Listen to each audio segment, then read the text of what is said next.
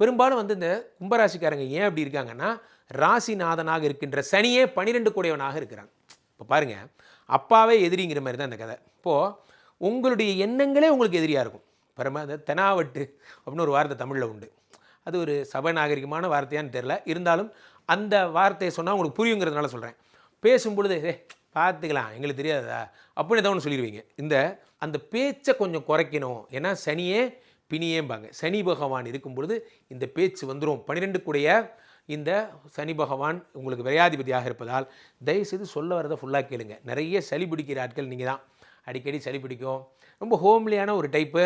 ஆனால் உங்களுக்கு என்ன பிரச்சனைன்னு பார்த்தீங்கன்னா, நீர் சம்மந்தப்பட்ட, ஏன்னா 6 கூடையவனாக சந்திரன் இருப்பதால் நீர் சம்மந்தப்பட்ட பிரச்சனைகள் வரும். 25 வயது வரைக்கும் உடம்பு சரியில்லாமல் போயிட்டே இருக்கும். பெரும்பாலும் இந்த தலைவலி வர்றது, ஜலதோஷம் வர்றது, இதெல்லாம் உங்களுக்கு ஜென்ரலாகவே நடக்கும். ஏன்னா கும்பராசிக்காரங்க பாருங்கள், எப்பயுமே ஒரு நாசில்ல அப்படி மூக்கு உறிஞ்சிறது இதெல்லாம் வச்சுட்டே இருப்பாங்க. காரணம் என்ன அப்படின்னா, 6 கூடையவனாக சந்திரனுக்கு ஒரு இடத்துல இருக்க மாட்டாங்க. சந்திரன்னா யார்?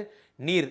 நீர் எப்படி ஓடிக்கிட்டே இருக்குது. அந்த மாதிரி நான் வந்து இது மாதிரி மழையாக இருந்தேன், அப்புறம் அருவியானேன், அப்புறம் ஆறானேன், கடலானேன் அப்படிங்கிற மாதிரி இவங்க வாழ்க்கை ஆன்மீகம் எனும் பாதையில் சென்று என்று அடைகிறதோ அன்று அவர்கள் வாழ்க்கை கடலில் சென்று கலந்து விட்டது என்று பொருள். அதுவரை இவர்கள் வாழ்க்கை ஒரு தேடிக்கிட்டே இருப்பாங்க, இவங்க வாழ்க்கைக்கான ஒரு வழியை.